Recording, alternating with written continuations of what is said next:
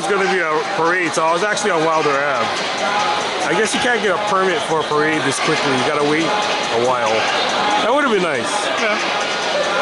Well, the high school students had to walk from the high school to the gym. So. Yeah, I noticed that. I walked down the block and I know I caught the tail end of all the students walking. So yeah, that's our usual walk when we do our masses.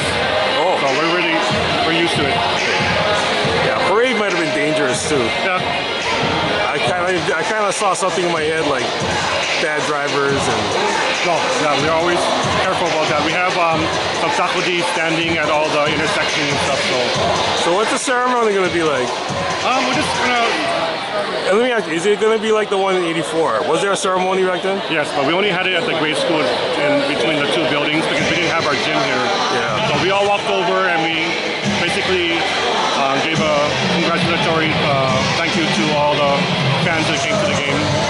That was wonderful. When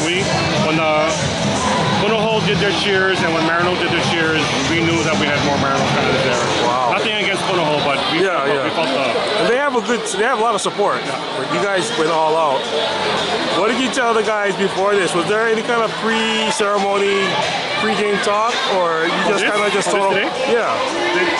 We went yesterday for Hawaii News Now, and then Mr. Martin, our president, took us for a wonderful brunch.